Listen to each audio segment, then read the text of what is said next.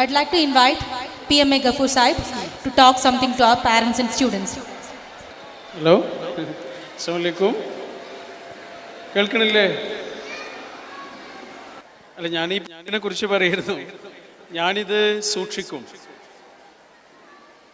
കുറച്ച് ദിവസങ്ങൾ കഴിഞ്ഞാൽ ഇത് വാടിപ്പോവും.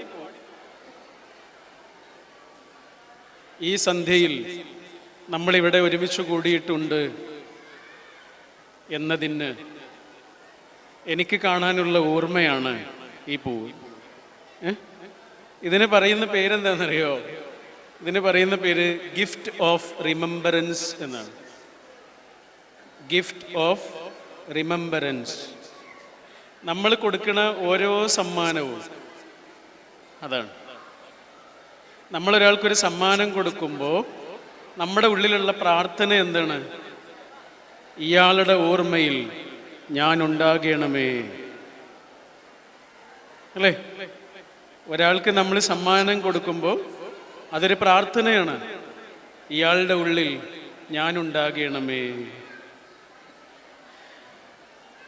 ഫുട്ബോൾ ഇതിഹാസം മെസ്സി 2018 വേൾഡ് കപ്പിന് പോകാൻ വേണ്ടിയിട്ട് അർജന്റീനയിൽ നിന്ന് പുറപ്പെടുന്നതിൻ്റെ കുറച്ച് മുമ്പ് അവിടെ ഒരു പത്രസമ്മേളനം ഉണ്ടായിരുന്നു.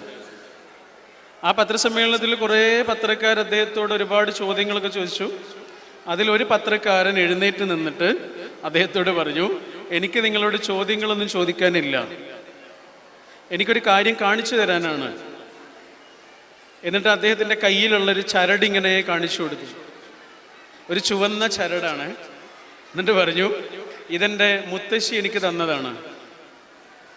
മുത്തശ്ശി എന്നോട് പറഞ്ഞിട്ടുണ്ട്, ഇതെവിടെയും കൊണ്ടുപോയി കളയരുത്, ഒരാൾക്കും കൊടുക്കുകയും ചെയ്യരുത്. ആർക്കെങ്കിലും കൊടുക്കണമെന്ന് നിനക്ക് തോന്നിയാൽ ഒരേ ഒരാൾക്കേ കൊടുക്കാൻ പാടുള്ളൂ. അതാരാണ്? അത് മെസ്സിയാണ്. അതുകൊണ്ട് ഞാൻ ഈ ചരട് നിങ്ങൾക്ക് തന്നോട്ടെ. ആ മെസ്സി ഇങ്ങനെ കൈ നീട്ടിയിട്ട് പറഞ്ഞു, തന്നോളൂ. പ്രത്യേകിച്ചൊരു അത്ഭുതമോ ഒരു സന്തോഷമോ ഒന്നും പ്രകടിപ്പിക്കാതെ അതേ ഇങ്ങനെ കൈ നീട്ടിയിട്ട് പറഞ്ഞു, എന്നാ തന്നോളൂ. അപ്പൊ ഈ പത്രക്കാരൻ മെസ്സിയുടെ കയ്യിലേക്ക് ആ ചുവന്ന നൂലിങ്ങനെ വെച്ചു കൊടുത്തു. കുറെ കാലം കഴിഞ്ഞു, മാസങ്ങൾ കഴിഞ്ഞു. ഇതേപോലെ ഒരു കളി കഴിഞ്ഞ് ജയിച്ച് തിരിച്ചു വരുമ്പോൾ കുറെ പത്രക്കാര് മെസ്സിയുടെ കൂടെ കൂടി. അതിലൊരാൾ ആ ചരട് കൊടുത്ത പത്രക്കാരനായിരുന്നു. അയാൾ വന്നിട്ട് മെസ്സിയോട് ചോദിച്ചു, നല്ല തിരക്കുള്ള സമയമാണ്, കുറേ ആളുകൾ കൂടി നിൽക്കുന്നതിനിടയിൽ ഇദ്ദേഹം വന്നിട്ട് ചോദിച്ചു, അല്ല മെസ്സി, ഞാൻ നിങ്ങൾക്കൊരു ചരട് തന്നത് ഓർമ്മയുണ്ടോ? എൻ്റെ മുഖം ഓർമ്മയുണ്ടോ? ഞാൻ നിങ്ങൾക്കൊരു ചരട് തന്നിരുന്നു, എൻ്റെ മുത്തശ്ശി തന്ന ചരടാന്ന് പറഞ്ഞിട്ട്. നിങ്ങളത് മറന്നോ? നിങ്ങളത് എവിടെയെങ്കിലും കൊണ്ടുപോയിട്ട് കളഞ്ഞോ? നിങ്ങളത് ഓർക്കുന്നുണ്ടോ? അതോ നിങ്ങൾ എവിടെയെങ്കിലും കൊണ്ടുപോയി കളഞ്ഞിട്ടുണ്ടോ എന്ന് ചോദിച്ചു. കാരണം കയ്യിലൊന്നും കാണുന്നില്ല, ചരട് കയ്യിലല്ലേ കിട്ടുക, കയ്യിലൊന്നും കാണുന്നില്ല. അപ്പൊ സങ്കടത്തോടെയാണ് ഇയാൾ ചോദിക്കുന്നത്. മെസ്സി എന്താ ചെയ്തതെന്നറിയോ? മെസ്സി ഒന്നും പറഞ്ഞില്ല. മെസ്സി കാലിങ്ങനെ പൊക്കി, കാല് പൊക്കിയിട്ട് ആ സോക്സ് ഇങ്ങനെ മെല്ലെ മാറ്റി കാണിച്ചു കൊടുത്തു. അവിടെ ഉണ്ടായിരുന്നു. മെസ്സിയുടെ ഇടങ്കാലിലാണ് ആ ചരട് കെട്ടിയിട്ടുള്ളത്. മെസ്സിയുടെ ഇടങ്കാല് എന്ന് പറഞ്ഞാൽ ഇന്ന് ലോകത്ത് ഏറ്റവും വില കൂടിയ ഇടങ്കാലുകളിൽ ഒരിടങ്കാല്. ആ ഇടങ്കാലിലെങ്ങാനും പന്ത് കിട്ടിയെന്നറിഞ്ഞാൽ എതിർ ടീമിലെ ഗോളി നല്ലോണം പേടിക്കണം. ആ ഇടങ്കാലിലാണ്. അതൊക്കെ കഴിഞ്ഞ 2022 ഡിസംബറിലാണ് വേൾഡ് കപ്പ് നടക്കുന്നത്, അല്ലേ? ഖത്തറിൽ വെച്ച് നടന്ന വേൾഡ് കപ്പ്. അതിൽ ട്രോഫി കിട്ടിയത് ആർക്കാണ്? അർജന്റീനക്കാണ്. അതിൽ കളിയൊക്കെ ജയിച്ച്, ഫൈനലിൽ ജയിച്ച്, ഗ്രൗണ്ടിൽ ഒരുപാട് ആഘോഷങ്ങളൊക്കെ ഉണ്ടായിരുന്നു. ആ ആഘോഷങ്ങളെല്ലാം കഴിഞ്ഞ് റൂമിലേക്ക് തിരിച്ചു വന്ന് അവരവിടെ ഇരിക്കുമ്പോൾ ആ കൂട്ടത്തിലൊരു കളിക്കാരന് സെൽഫി വീഡിയോ എടുത്തിട്ട് ഇൻസ്റ്റാഗ്രാമിൽ പോസ്റ്റ് ചെയ്തിരുന്നു. അതിലാരുണ്ട്? മെസ്സി ഉണ്ട്. മെസ്സി അവിടെ ഇരിക്കുന്നുണ്ട്, ഫോൺ നോക്കി ഇരിക്കുന്നുണ്ട്. ബൂട്ടില്ല, സോക്സ് ഇല്ല, ഒന്നുമില്ല. റൂമല്ലേ, ഗ്രീൻ റൂമിലല്ലേ ഇരിക്കുന്ന, ഡ്രസ്സിങ് റൂമിലല്ലേ ഇരിക്കുന്ന. ബൂട്ടും സോക്സും ഒക്കെ അഴിച്ചിട്ടുണ്ട്. അപ്പോഴും മെസ്സിയുടെ ഇടങ്കാലിൽ ആ ചുവന്ന ചരടുണ്ട്. നിങ്ങൾ വേണമെങ്കിൽ അതിന് അന്ധവിശ്വാസം എന്നൊക്കെ പറഞ്ഞോളൂ. പക്ഷേ ആ ചരട് കൊടുത്ത ആ പത്രക്കാരനും ആ പത്രക്കാരൻ്റെ അമ്മയും എത്ര സന്തോഷിക്കുന്നുണ്ടാവും. ആ സന്തോഷത്തിന് കൊടുക്കുന്ന വിലയുടെ പേരാണ് ഗിഫ്റ്റ് ഓഫ് റിമെമ്പറൻസ്. ഒരു മിഠായി കടലാസ് പോലും അത്രയും അഗാധമായ സ്നേഹത്തോടെ സൂക്ഷിക്കുന്ന മനുഷ്യന്മാരെ കണ്ടിട്ടില്ലേ? ഇല്ലേ? അതിൻ്റെ പേരാണ് ഗിഫ്റ്റ് ഓഫ് റിമെമ്പറൻസ്. ഞാൻ ഇവിടെ സംസാരിക്കേണ്ട ഒരു സമയമോ സന്ദർഭമോ ഒന്നുമല്ല. നിങ്ങളെല്ലാവരും നിങ്ങളുടെ കുട്ടികളുടെ കളികൾ കാണാൻ വേണ്ടിയിട്ട് ഇരിക്കുന്നതാണ്. എനിക്ക് ഒരൊറ്റ കാര്യം പറയുന്ന എന്നോടും കേൾക്കുന്ന നിങ്ങളോടും ഓർമ്മിപ്പിക്കാനുള്ളൂ. അതെന്താണെന്നറിയോ? നമ്മുടെ കുട്ടികൾക്ക് നമ്മൾ കൊടുക്കേണ്ടത്, ഒരു സ്കൂളാവട്ടെ ഒരു വീടാവട്ടെ, കുട്ടികളെന്ന് പറഞ്ഞാൽ ശരിക്ക് ഒരു കുട്ടി കാണുകയും ഇടപെടുകയും ചെയ്യുന്ന എല്ലാ മനുഷ്യന്മാരും ആ കുട്ടിയുടെ ജീവിതത്തിൽ ഓരോ തരത്തിലുള്ള സ്വാധീനം ചെലുത്തുന്നുണ്ട്.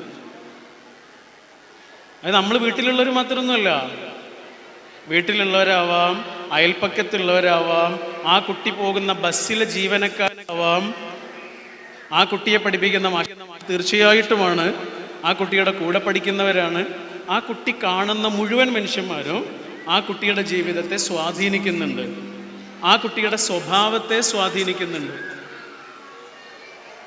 ചിലപ്പോൾ നമ്മൾ കുട്ടികളെ വേദനിപ്പിക്കേണ്ടി വരും, അടിക്കേണ്ടി വരും, വഴക്ക് പറയേണ്ടി വരും, അങ്ങനെയൊക്കെ പറയില്ലേ? അങ്ങനെയൊക്കെ വരും. പക്ഷെ ഒരിക്കലും ഒരു കുട്ടിയോട് നമ്മൾ ചെയ്യാൻ പാടില്ലാത്തൊരു കാര്യം എന്താണെന്നറിയോ? കുട്ടികളെ അപമാനിക്കരുത്.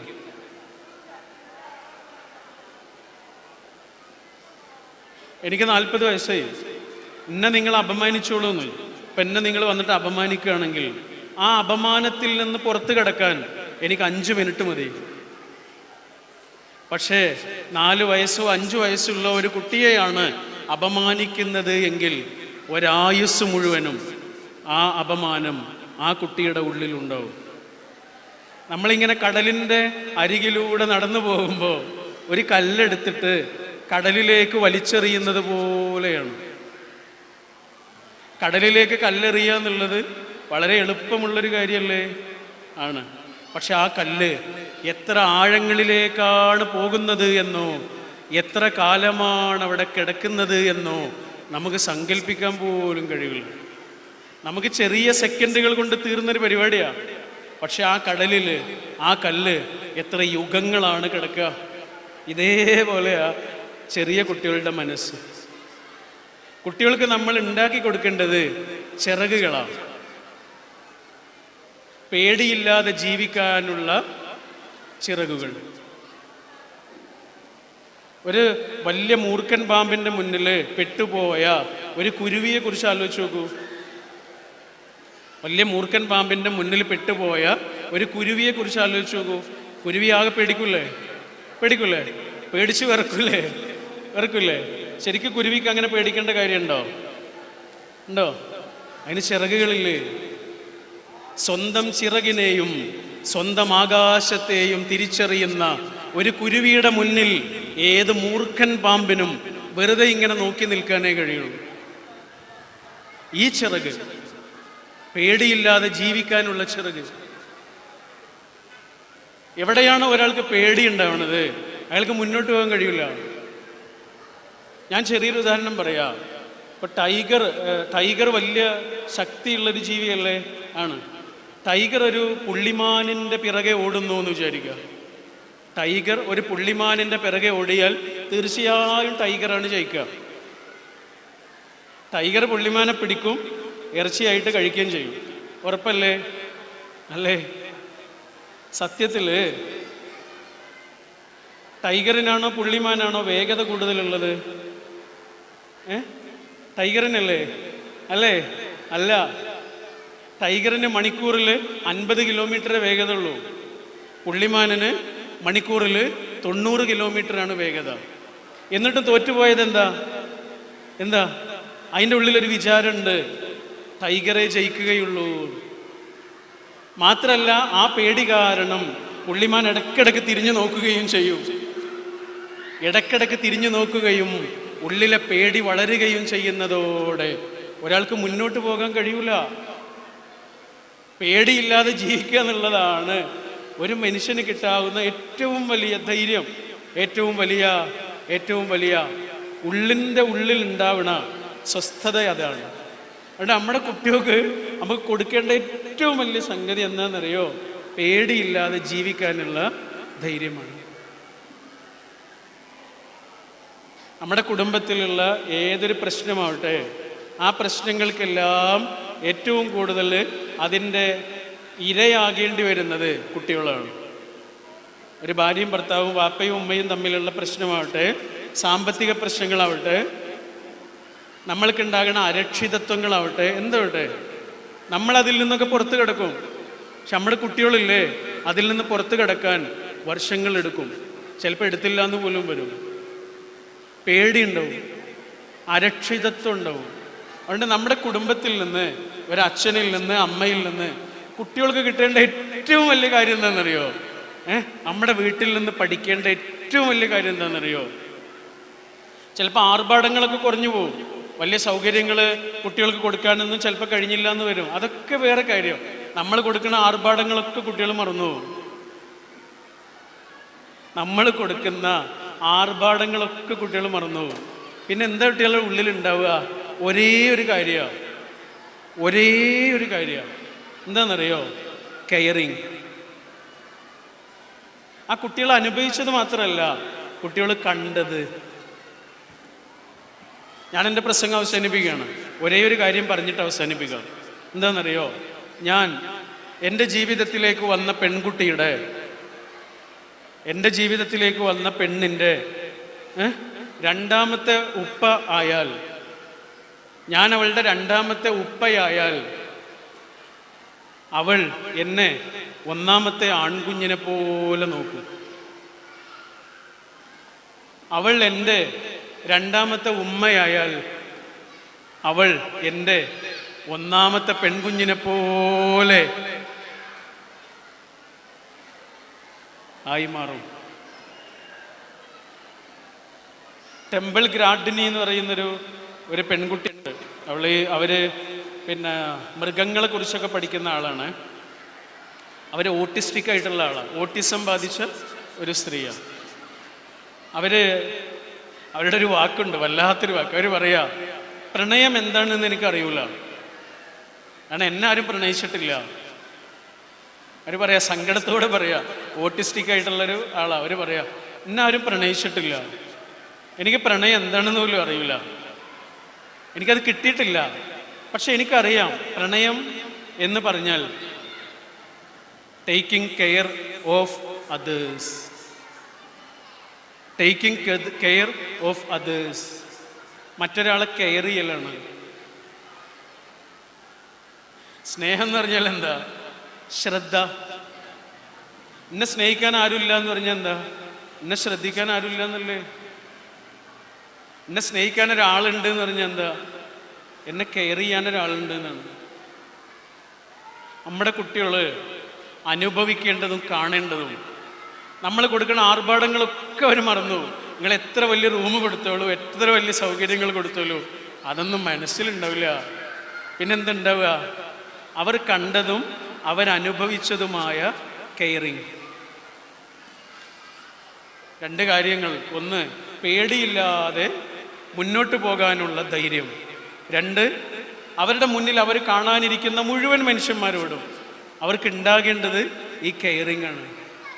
അവർ കാണാനിരിക്കുന്ന മുഴുവൻ മനുഷ്യന്മാരോടും അവരുടെ ഉള്ളിൽ ഉണ്ടാകേണ്ടത് ഈ കെയറിങ് ആണ്. ആ കെയറിങ് ആണ് കുട്ടികൾ അറിയേണ്ട ഏറ്റവും വലിയ പാഠം. ഞാൻ അവസാനിപ്പിക്കുന്നു. മുബാറക്ക് ഇംഗ്ലീഷ് സ്കൂളിലാണ് ഞാൻ നേരത്തെ പറഞ്ഞ എൻ്റെ ജീവിതത്തിലേക്ക് വന്ന ആള് പഠിച്ച സ്കൂളാണിത്. അതുകൊണ്ട് അവള് കല്യാണം കഴിഞ്ഞ സമയത്തൊക്കെ ഏറ്റവും കൂടുതൽ പറഞ്ഞ വാക്ക് ഒന്ന് മുബാറക്കാണ്, പിന്നെ അവളെ കൂടെ പഠിച്ച 2 പെൺകുട്ടികളുടെ പേരുമാണ്. ഏറ്റവും കൂടുതൽ ഞാൻ കേട്ടതാണ്. പ്രത്യേകിച്ചും അവളുടെ ജീവിതത്തിൽ ഏറ്റവും പ്രധാനപ്പെട്ട ഒരു ആള്, അവളെ എണ്ണുകയാണെങ്കിൽ, ഒരു 5 ആളുടെ പേര് എണ്ണുകയാണെങ്കിൽ അതിലൊരാൾ ഇവിടെ ഉണ്ടായിരുന്നൊരു പ്രിൻസിപ്പളാണ്. ആ പ്രിൻസിപ്പളിൻ്റെ പേര് ഷംസുദ്ദീൻ എന്നാണ്, ഷംസുദ്ദീൻ മാഷ്. അവൾ എപ്പോൾ അദ്ദേഹത്തെക്കുറിച്ച് പറയുന്നുണ്ടോ അപ്പോഴൊക്കെയും അവളുടെ വാക്കുകൾ മുഴുവനാകാതെ മുറിയും. കാരണം അവൾ 6 മാസം സ്കൂളിൽ വന്നിട്ടുള്ളൂ, 10ാം ക്ലാസ്സിൽ. പിന്നെ പരീക്ഷയെക്കുറിച്ചുള്ളൊരു പേടിയൊക്കെ വന്ന് 6 മാസം കഴിഞ്ഞ് സ്കൂൾ നിർത്തിയ ആളാണ്. പരീക്ഷയെ പേടിച്ചിട്ട് ഇനി വേണ്ട, പരീക്ഷയും വേണ്ട സ്കൂളും വേണ്ട എന്നെ വീട്ടിലിരുന്ന് ആളാണ്. അങ്ങനെ പരീക്ഷയുടെ സമയത്ത് മാഷോട് എല്ലാവരും പറഞ്ഞു, ആ കുട്ടിയെ കൊണ്ട് പരീക്ഷ എഴുതിക്കണ്ട, നമുക്ക് 100% മാർക്ക് 100% വിജയം ഉണ്ടാവില്ല എന്ന് പറഞ്ഞു. സ്വാഭാവികമായിട്ടും അങ്ങനെ ചിന്തിക്കുമല്ലോ. മാഷ് പറഞ്ഞു, അവള് എഴുതിയാൽ ജയിക്കുമെന്ന് എനിക്ക് ഉറപ്പാണ്. അങ്ങനെ മാഷ് സ്വന്തം പൈസ കൊടുത്തിട്ടാണ് ആ പരീക്ഷയ്ക്ക് അപ്ലൈ ചെയ്യുന്നത്. മാഷ് അവളെ വിളിച്ചിട്ട് വീട്ടിലിരുന്ന് പഠിക്കാനും പറഞ്ഞു. അവൾ വീട്ടിലിരുന്ന് പഠിച്ചു, പരീക്ഷ എഴുതി, ഡിസ്റ്റിങ്ഷൻ മാർക്കോട് കൂടി അവൾ വിജയിക്കുകയും ചെയ്തു. ആ മാഷെക്കുറിച്ച് പറയുമ്പോഴൊക്കെ ആ കുട്ടിയുടെ കണ്ണ് നിറയാൻ ഒരേ ഒരു കാരണമേ ഉള്ളൂ. ആ കാരണമാണ് നേരത്തെ പറഞ്ഞ വാക്ക്. എന്താണ്? കെയറിങ്. Thank you. ഇവിടെ വരാൻ കഴിഞ്ഞതിലും നിങ്ങളെ കാണാൻ കഴിഞ്ഞതിലും ഇവിടെ അതിഥിയായി പങ്കെടുക്കാൻ കഴിഞ്ഞതിലുള്ള സന്തോഷം രേഖപ്പെടുത്തിക്കൊണ്ട് ഒരു അനുഗ്രഹീത കലാകാരൻ്റെ തിരക്കിനിടയിലും മുബാറക്കിൻ്റെ കലാസബഹരിക്ക് മാറ്റുകൂട്ടുവാൻ ഞങ്ങളുടെ രക്ഷിതാക്കളോട്, കുട്ടികളോട് അല്പനേരം സംസാരിക്കാൻ സമയം കണ്ടെത്തിയ അങ്ങേക്ക് മുബാറക്കിൻ്റെ പേരിൽ 1000 നന്ദി.